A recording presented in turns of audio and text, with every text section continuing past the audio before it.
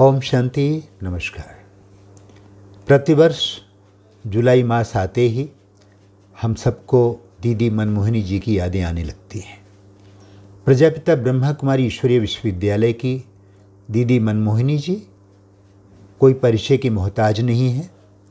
दीदी जी को हम सब जानते हैं कि दीदी एक बड़े धनाढ़ कुल की थी, लेकिन यहाँ तक ईश्वरीय विश्वविद्यालय को लाने के निमित्त भी दीदी जी बनी। ऐसी दीदी जी को हम सब जुलाई मास में उनकी पुण्य स्मृति में हम रहते हैं। तो आज हमारे बीच में अनुभवों का शेयर करने के लिए आदरणीय शीलू बहन उपस्थित हैं। तो शीलू बहन, आपका बहुत बहुत स्वागत है। नमस्कार। शीलू बहन जी, आपने देखा, दीदी जी को देखा और रहे भी, और ये हमारा भी सौभाग्य रहा कि हम भी दीदी जी के साथ कुछ वर्ष रहे। लेकिन दीदी जी को आज यज्ञ में बहुत लोग जो हैं ऐसे हैं जो जानते नहीं। तो मेरा पहला प्रश्न होगा कि दीदी जी के बारे में बताएं, दीदी जी का परिचय बताएं, ताकि हमारे जो भाई बहनें जो नए हैं, क्योंकि दीदी जी को दिवंगत हुए बहुत दिन हो गए, बहुत वर्ष हो गए, तो उनके विषय में बताएं कि दीदी जी कहाँ जन्म लिया, कैसे पालना हुई और कैसे कैसे आगे बढ़ी हो। ओम शांति। दीदी जी का लौकिक नाम गोपी था। बचपन से ही दीदी श्री कृष्ण की दीवानी थी और जैसे ही वो ज्ञान में आई, बाबा को देखा तो श्री कृष्ण का बहुत साक्षात्कार करती थी। उनकी याद में डांस भी करती थी, खो जाती थी, लगन में मग्न हो जाती थी श्री कृष्ण के। ऐसी गोपिका थी, जैसा नाम था वैसे ही उनके गुण थे। अब बहुत धनाढ़ परिवार से थी और शादीशुदा थी। वो छोटी आयु में इनकी शादी हो गई थी, तो कुछ विशेष पढ़ाई नहीं की, लेकिन जैसे ही उनको ज्ञान मिला तो अपना जीवन इसमें समर्पित किया। और उनकी लौकिक छोटी बहन और उनकी माताजी, ये तीनों ही बाबा के पास समर्पित हो गए जब यज्ञ की शुरुआत हुई। दीदी, मैंने सुना कि दीदी जी पूरे यज्ञ को बहुत अच्छा संभालती थी, और ये भी सुना है कि कैसे वो सिंध हैदराबाद से माउंट आबू लेकर आने में, संस्था को लाने में, ट्रांसफ़र करने में बहुत बड़ा योगदान था। तो कुछ दीदी जी के लौकिक परिचय के बारे में बताइए कि दीदी जी कहाँ थी, कैसे चली। क्योंकि दीदी जी एक धनाढ़ परिवार की थी, उनके लौकिक चाचा चाची सब सिंध हैदराबाद से भारत में आए, तो मुंबई में उन्होंने कॉलेज खोले, हॉस्पिटल खोले। जसलोक हॉस्पिटल आप जानते होंगे, उनके ही चाचा चाची ने ही उस हॉस्पिटल को बनाया। जसुमती लोकुमल के नाम से जसलोक हॉस्पिटल बनाया।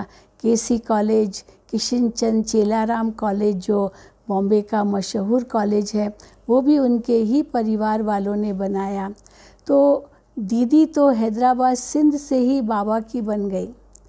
उन्होंने धन दौलत की कोई परवाह नहीं की, और बाबा से जो उनको साक्षात्कार हुए, जिसके कारण दीदी तुरंत फिदा हो गई और इस ईश्वरीय विश्वविद्यालय में पूर्ण रूप से समर्पित हो गई। तो शुरुआत की कहानी तो इस प्रकार से है, लेकिन यज्ञ में कई बातें हुई, कई विघ्न आए, लेकिन दीदी उनको पार करती हुई और कैसे आगे बढ़ी। बाबा का उनमें बहुत विश्वास था, क्योंकि जो भी कार्य बाबा उनको देते थे वो सुचारू रूप से करती थी। और जब यज्ञ 14 साल कराची में रहा, उसके बाद भारत आने की बात हुई, तो कई कहते थे कि आप भारत में किसी पहाड़ पर जाइए, क्योंकि पहले तो कराची में थे जो सागर के किनारे था। तो शिव बाबा ने भी उनको यही कहा कि भारत में कोई पहाड़ पर जाएं। तो ये माउंट आबू जो विशेष पहाड़ है, ये दीदी जी ने चुना। बहुत जगह गए, कई हिल स्टेशंस पर गए, लेकिन दीदी को ये माउंट आबू हिल स्टेशन बिल्कुल पसंद आया, क्योंकि यहाँ राजाएं महाराजाएं अपने महलों में रहते थे। तो उस समय गर्मी के दिनों में वो यहाँ आते थे। तो जब भारत गणतंत्र हुआ 1950 में, तो सब राजाओं की राजाई तो चली गई, तो इसलिए कई महल खाली थे। तो दीदी ने ब्रिज कोठी, भरतपुर राजा की कोठी कहो, महल कहो, वो चुना और बाबा को भी पसंद आ गया। तो ये संस्था यहाँ माउंट आबू में स्थानांतरित हुई। तो ये दीदी ने ही ये स्थान चुना था माउंट आबू का, इसलिए दीदी जो कुछ भी पसंद करती थी, बाबा बिल्कुल निश्चय से उसको स्वीकार करते थे, तभी माउंट आबू आना हुआ। शीलू बहन, मैं हमने सुना है कि यहाँ पर स्वामी गंगेश्वरानंद जी थे, उनके द्वारा भी कुछ ऐसे संकेत मिला कि आप लोग यहाँ आए, ऐसा कुछ है? हाँ, ये भी है, क्योंकि स्वामी गंगेश्वरानंद उस समय सिंधियों के गुरु थे। तो उनको पता चला कि ये संस्था स्थानांतरित हो रही है और भारत में कोई हिल स्टेशन चाहती है। तो उन्होंने ही बाबा को कहा कि बाबा, मेरा एक आश्रम है माउंट आबू में, और वहाँ आप जाकर देखिए, अगर आपको पसंद आए तो आप वहाँ रहे, क्योंकि कोई रहता नहीं है वहाँ, खाली पड़ा है, आप लोग वहाँ रह सकते हैं। तो दीदी जी जब यहाँ माउंट आबू आई थी, तो दीदी ने वो देखा गंगेश्वरानंद स्वामी का आश्रम, परंतु वो बहुत छोटा है, अभी तो खंडर हो गया है, वहीं ऐसा ही पड़ा है, परंतु वो छोटा था और 350 भाई बहनों के रहने के हिसाब से छोटा था, वहाँ केवल 50 लोग ही रह सकते हैं। तब फिर दीदी ने ये भरतपुर राजा का जो महल है वो पसंद किया, क्योंकि उसमें आराम से भाई बहनें रह सकते थे। और फिर दीदी की लौकिक में भाभी थी, उन्होंने ही विशेष निमंत्रण दिया कि आप आएँ और हम आपका पूरा खर्चा उठाएंगे और आप यहाँ आकर के अपना आश्रम बनाइए। इसलिए दीदी जी ने यहाँ आकर के इस स्थान को पसंद किया। शीलू बहन, पहले तो सुना है कि मम्मा तो थी ही प्रथम मुखी प्रशासिका, फिर बाबा थे, कैसे दीदी जो है वो नियुक्त हुई यज्ञ की इंटरनल व्यवस्था में, उसकी जिम्मेदारी कैसे मिली? दीदी जी एडमिनिस्ट्रेशन में बहुत होशियार थी, क्योंकि चारों तरफ जो यज्ञ के सेंटर्स खुलते गए, तो दीदी अक्सर दिल्ली में रहती थी, और दिल्ली के आसपास जितने भी सेवा केंद्र हैं जो स्टेट्स में, जैसे पंजाब, हरियाणा, हिमाचल प्रदेश, पूरा northern zone, eastern zone, UP और राजस्थान, ये सब दीदी की देख रेख में चलता था। तो दिल्ली में रह करके दीदी ने ये सारा संभाला, और जो कुछ भी होता था बाबा को वो बताती रहती थी। और उस समय दादी प्रकाशमणि जी मुंबई में रहती थी। मुंबई में रह करके गुजरात, महाराष्ट्र, आंध्रा, कर्नाटक आदि जो साउथ के सेंटर्स हैं, उनका दादी जी एडमिनिस्ट्रेशन करते थे। तो दादी तो मुंबई में रहते थे, लेकिन दीदी दिल्ली में रहती थी। तो मम्मा के देह त्याग के बाद यहाँ पर नियुक्ति चाहिए थी, क्योंकि मम्मा फर्स्ट एडमिनिस्ट्रेशन हेड थी, वो सारा संभालती थी, उनके नाम पर ही सारा यज्ञ चलता था। बाबा तो निमित्त थे ही, लेकिन बाबा ने तो सदा ही अपने को गुप्त रखा। तो मम्मा के देह त्याग के बाद 24 जून 1965 के बाद अवश्य ये बाबा को ख्याल आया कि अभी किसी को मधुबन में रखना होगा। तो फिर दीदी को दिल्ली से माउंट आबू में बुलाया, और उसके बाद जैसे दीदी पूरा एडमिनिस्ट्रेशन यज्ञ का संभालती रही मधुबन में रहकर बाबा के साथ साथ। बाबा तो थे ही, लेकिन जैसे मम्मा संभालती थी वैसे दीदी संभालने लगी मम्मा के बाद। जी। मैंने सुना है कि बाबा जब अव्यक्त हुए तो उस समय दीदी नहीं थी और दादी थी, तो दादी का कैसे आना हुआ और दीदी का कैसे बाहर रहना हुआ था? क्या उस समय दीदी जी इलाहाबाद गई हुई थी, वहाँ पर कुंभ मेला था, तो इसीलिए दीदी तो जाते रहते थे, निमंत्रण उनको मिलते रहते थे, तो मधुबन से दीदी अक्सर बाहर जाते थे। लेकिन उन्हीं दिनों में दादी प्रकाशमणि मुंबई से मधुबन आई हुई थी एक पार्टी को लेकर। कुछ विदेश के भी भाई बहनें थे, तो बाबा से मिलाने के लिए उनको लेकर आई। तो 4 दिन तो आराम से सभी रहे, और 17 तारीख को, क्योंकि 17 जनवरी 1969 को वो पार्टी तो चली गई, क्योंकि बाबा ने दादी को कहा कि कुछ दिन आप रुक जाओ और पार्टी चली जाए। तो पार्टी चली गई और दादी जी कुछ दिन रुके। तो कैसे दादी जी मधुबन में थे और दीदी जी तो थे नहीं, और 18 जनवरी को बाबा व्यक्त हुए, दादी जी उनके सम्मुख थी, और किस प्रकार से ब्रह्मा बाबा ने अपनी सारी शक्तियाँ दादी प्रकाशमणि जी को विल की, और उसके बाद बाबा अव्यक्त हुए। तो दादी प्रकाशमणि भी मानो बाबा के बाद वो एडमिनिस्ट्रेटिव हेड बनी। तो दीदी तो थी ही, और दीदी फिर जब वापस आई तब बाबा के पार्थिव देह का अंतिम संस्कार हुआ। लेकिन उसके बाद अव्यक्त बाप दादा ने दीदी और दादी दोनों को एडमिनिस्ट्रेशन के लिए नियुक्त किया, और कहा कि अभी शिव बाबा ब्रह्मा बाबा तो बैकबोन रहेंगे, और आगे दीदी और दादी रहेंगे। और उसके बाद दीदी और दादी 2 हंसों का जोड़ा बन करके इस यज्ञ को दिन दुगनी रात चौगनी गति से आगे बढ़ाया।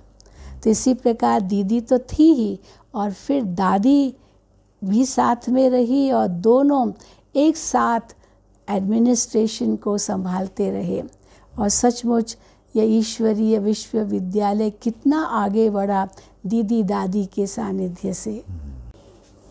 शिलू बहन, अक्सर करके कोई इंस्टीट्यूशन होता है तो उसमें कोई हेड होता है, लेकिन 2-2 मिल करके करें तो बाहर की दुनिया में तो कहीं आपस में कभी कभी थोड़ा तालमेल कम जमता है। लेकिन यहाँ तो कहा जाता है कि दीदी दादी 2 देह मगर एक जान थे, एक प्राण थे। तो इतनी दोनों में आपस में समझौता या कहिए या सूझबूझ कहिए, मेल मिलाप चाहिए। आप क्या समझते हैं कि दोनों में किस खूबी के कारण दोनों में बड़ा अच्छा तालमेल रहा?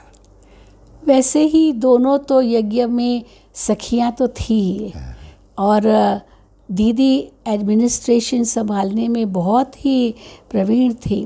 परंतु जैसे ही दादी जी यहाँ मधुबन में आए और दोनों ने मिल करके इस कार्य को संभाला, तो विशेषता ये थी कि दादी जी दीदी को बहुत रिस्पेक्ट देते थे।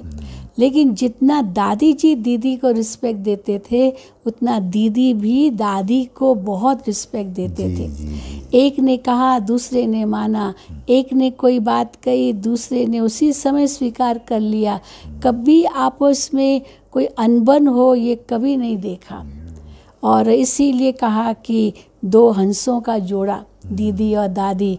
और कैसे कई कोशिश करते थे कि कोई बात दादी जी ने मना की, परंतु हम दीदी के पास जाकर दीदी से मनवा लेंगे। लेकिन दीदी कभी नहीं इस प्रकार से मानती थी जब तक दादी जी ने नहीं माना है, और दादी जी कभी नहीं मानती थी जब तक दीदी जी ने नहीं माना है। इसीलिए दोनों मिल करके इतना सुंदर रूप से इस ईश्वरीय विश्वविद्यालय को आगे बढ़ाया। ये एक बहुत बड़ा मिसाल इस विश्वविद्यालय का है कि 2 बहनों ने मिल करके इस पूरी संस्था का एडमिनिस्ट्रेशन संभाला। और शिलू बहन, हमने सुना और देखा भी कि 350 भाई बहनें, भाई तो थोड़ी ही थे, लेकिन उनके साथ जो दादियाँ वरिष्ठ उनके समकक्ष थी, उन सबको भी मिला के इस संस्था की यूनिटी इतनी अच्छी रही, सारे संसार के लिए उदाहरण है। तो ये चीज़ कैसे, यूनिटी के पीछे क्या भाव था या क्या विशेषता थी कि सब में बड़ा आपस में मेल मिलाप था? वास्तव में भगवान ने हमको ज्ञान ही ऐसे दिया है कि सबको रिस्पेक्ट देना है, सबको आत्मा समझना है, सब भाई भाई है, ये तो हम कहते ही हैं। तो ज़रूर बाबा ने उनको इतनी ऊंची पालना दी जिसके आधार से उनके अंदर एक बेहद की वृत्ति दृष्टि रही, जिसके फलस्वरूप दोनों ने मिल कर के इस कार्य को इतना आगे बढ़ाया। और बाबा तो निमित्त है ही, लेकिन दीदी और दादी ने मिल कर के जो कार्य किया वो सचमुच कोई भी उसका दूसरा कोई मिसाल नहीं हो सकता, ये हमने देखा। तो ये आपस में मिल कर के करना ये ज्ञान के कारण है, क्योंकि भगवान हमको इतना ऊंचा ज्ञान देकर हमें बेहद में ले जाते हैं, सब हदों से पार ले जाते हैं। और ये भगवान का कार्य है, ये कोई इंसान का कार्य नहीं है। हम ईश्वर का कार्य कर रहे हैं, हम तो केवल निमित्त हैं। तो निमित्त समझ करके जब हम कार्य करते हैं तो वो कार्य तो बहुत सुंदर होगा ही। और ईश्वर का कार्य है तो उनके प्रति भी जो हमारी श्रद्धा है उसके कारण हम वो कार्य श्रेष्ठ करेंगे। और इस ईश्वरीय विश्वविद्यालय का एक बहुत बड़ा नारा है, स्व परिवर्तन से विश्व परिवर्तन। मैं पहले बदल जाऊं, मेरे बदलने से दूसरा बदलेगा। मैं दूसरे को बदलने की कोशिश करूं, नहीं बदलेगा, पर पहले मैं खुद परिवर्तित हो जाऊं। तो स्व परिवर्तन से हम सारे विश्व को बदल सकते हैं, ये यहाँ की विशेषता है। इसी के आधार से ये कार्य इतना आगे बढ़ रहा है। और शीलू बहन, मैंने आपके द्वारा सुना, आज तक भी मुझे बहुत याद है कि आप बताते हैं कि इनमें आपस में तालमेल का एक सबसे बड़ा जो रहस्य है कि इन्होंने कभी अपने आप को हेड समझा ही नहीं। ना हेड समझा, ना हेडेक रहा, ना कोई बॉस रहा, ना कोई बांस रही, और ना कोई गुरु रहा, ना कोई गुरुडम रहा। तो ऐसा है ना कुछ? बिल्कुल। दादी जी से किसी पत्रकार ने पूछा कि दादी आप तो यहाँ हेड है, तो आप ये सब कैसे करते हैं? तो सबसे पहले दादी जी ने यही कहा, मैं यहाँ हेड नहीं हूँ, क्योंकि हेड समझने से हेडेक हो जाता है, ऐसे दादी जी कहते थे। हेड नहीं हूँ मैं, तो बस सिर्फ निमित्त हूँ। कार्य भगवान का है, वही कर रहा है, वही करा रहा है। चलो किसी को भी निमित्त बना देंगे तो हमें निमित्त बनाया। इसीलिए मैं हेड तो अपने आप को कभी नहीं समझती हूँ, क्योंकि हम बहनें भी जाती थी, दादी जी के साथ साथ बैठती थी। दादी जी कुछ भी कहते थे तो हम साथ में सुनते थे, ऐसे नहीं कि हम चले जाते थे। लेकिन दादी जी ने कभी भी किसी को ऐसे नहीं समझा ये तो बहुत छोटी है, ये क्यों है यहाँ ऐसे, लेकिन उतना ही रिस्पेक्ट दादी जी ने हम लोगों को भी दिया। तो कभी भी अपने आप को हेड नहीं समझा, हमेशा नम्रचित रह करके भगवान का कार्य है इस अनुसार सेवा की। और यही दीदी ने भी समझा कि मैं तो हेड। हाँ, दीदी ने भी समझा, तो दोनों ने मिल करके ऐसे समझा। इसीलिए हम लोग इतना नज़दीक आ गए दीदी दादी के कि हम लोगों में भी वो इतना ही जैसे हिम्मत भरी, शक्ति भरी। क्योंकि मुझे याद है मैं जब विदेश से यहाँ आई थी तो दादी और दीदी दोनों यहाँ पर एडमिनिस्ट्रेशन करते थे। तो मैं जब देखती थी दोनों को बहुत अच्छा लगता था, कितना एक दो के प्रति रिस्पेक्ट रिगार्ड है। भोजन भी करेंगे तो साथ में करेंगे, पैदल भी करेंगे तो साथ में करेंगे, और बिल्कुल एक दो से जैसे जुदा होने का कोई प्रश्न ही नहीं। दीदी ने कहा, दादी कहेगी जी दीदी, दादी ने कुछ कहा, दीदी कहेगी जी दीदी, जी दादी। तो मानो मैं देखती थी वो रिस्पेक्ट, रिगार्ड, प्यार, प्रेम, जिसके कारण मेरे अंदर भी वो भावना इतनी ऊंची बढ़ गई कि मुझे भी सबके प्रति वैसा ही व्यवहार करना है। तो दीदी दादी से मैंने बहुत कुछ सीखा। और मुझे याद है जैसे मैं विदेश से आई, 1976 की ये बात होगी, तो मैंने दादी जी से पूछा, दादी जी मैं मधुबन में रह रही हूँ तो मुझे यहाँ कैसे चलना है?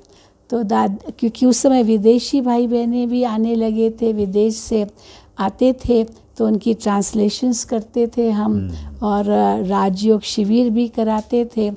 तो दादी जी से मैंने ये प्रश्न किया, तो दादी ने कहा कि आप टीचर तो बहुत अच्छी हो, लेकिन अभी आपको एक माँ का रूप बनना है, माँ के रूप में पालना करनी है।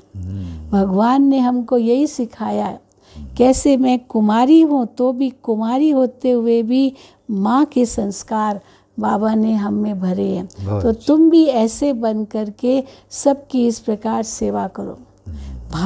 भाषण करना कोई बड़ी बात नहीं है, लेकिन आप ऐसा प्यार दो, निस्वार्थ प्यार दो, ताकि वो सचमुच बाबा का बन जाए। क्योंकि दादी जी में मैंने ये विशेषता देखी और दीदी में तो बिल्कुल ही देखी, कैसे उनके पास जो भी आते थे उनको बाबा का बनाती थी, कभी भी अपने में नहीं फंसाया। हाँ, मैं ऐसे हूँ, मैं ऐसे हूँ, ये कभी नहीं कहा। तो बाबा को देखो, बाबा जैसा बनना है, बाबा ने ये किया, तो बाबा के तरफ दृष्टि दीदी की जाती थी, तो ऑटोमेटिकली सबका बुद्धि योग बाबा की तरफ जाता था।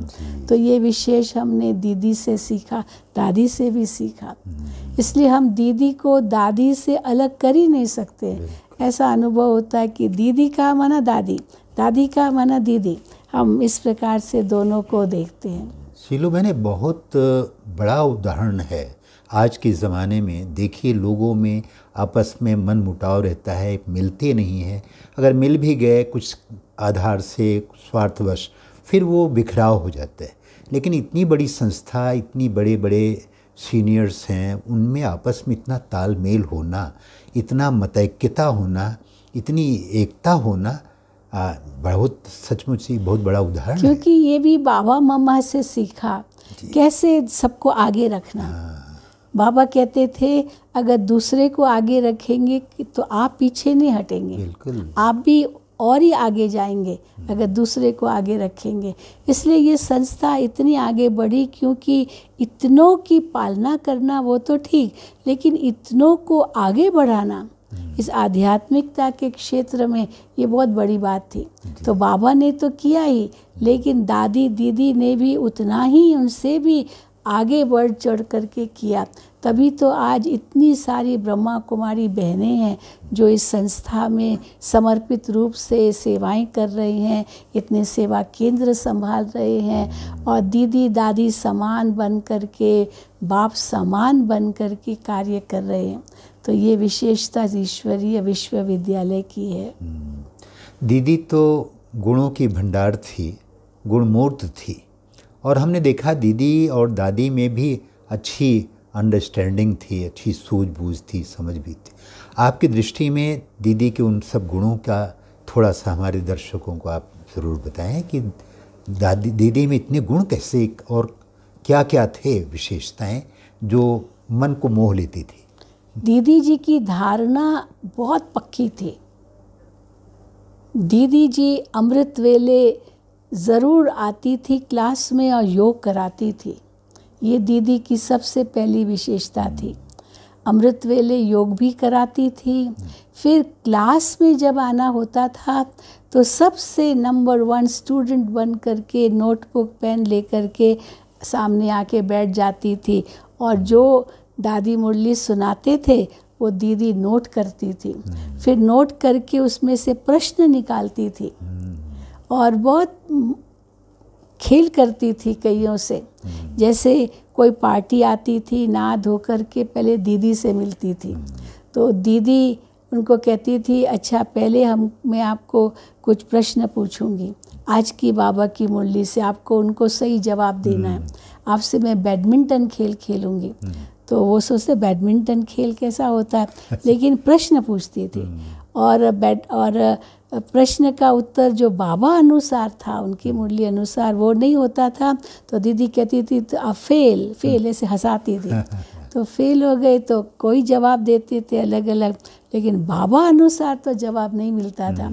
इसलिए प्रश्न भी ऐसे निकालती थी जो कोई और निकाल न सके।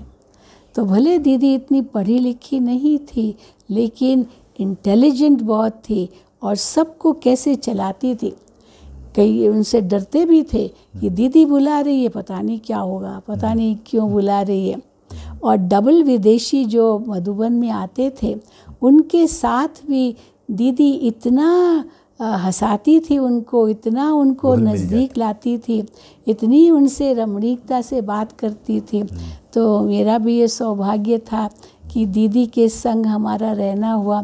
मुझे याद है कैसे दीदी छोड़ती नहीं थी, किसी को कैसे उसको चेंज करना है वो दीदी सिखाती थी।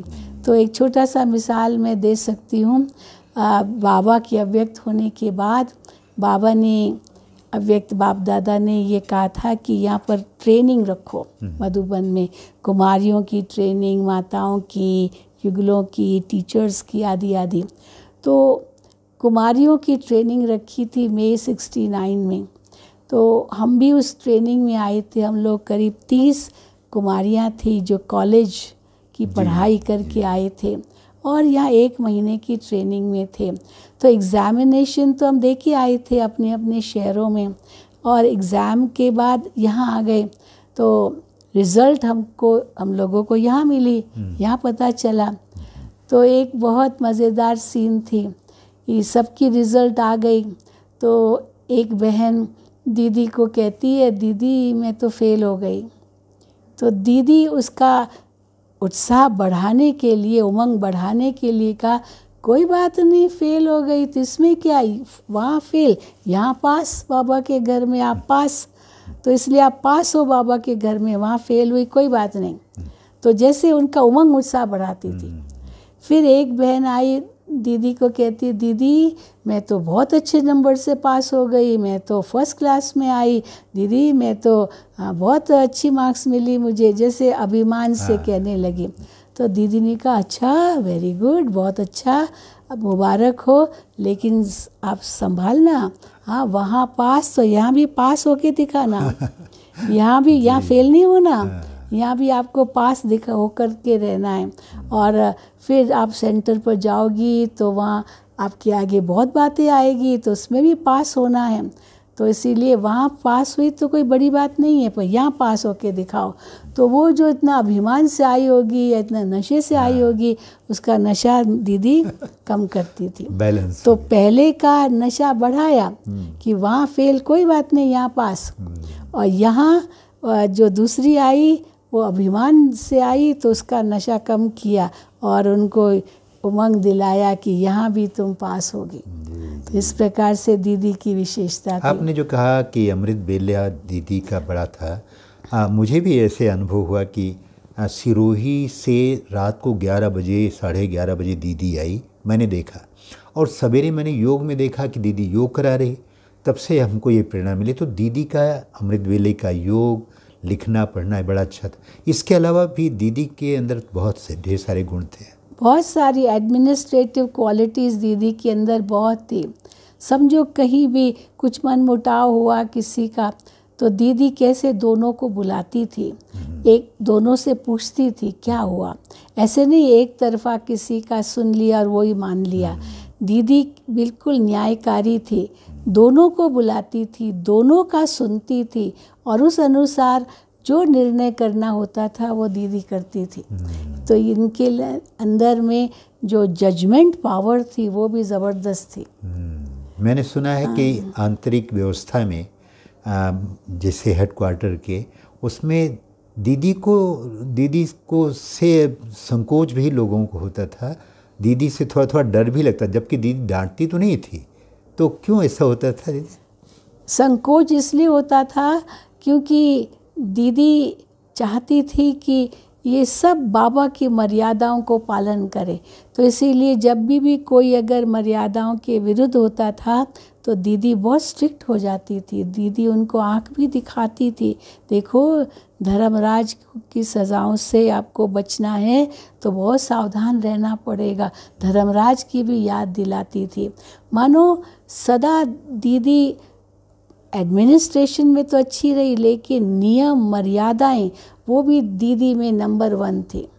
इसलिए जो लोग दीदी से डरते थे वो डरते थे जिन्होंने कुछ ऐसे आज्ञा का उल्लंघन किया। बाकी तो सबसे सखी रूप में मिलती थी। परंतु हाँ, दीदी के अंतिम दिनों में हमने देखा दीदी बहुत उपराम होती गई, बहुत उपराम होती गई।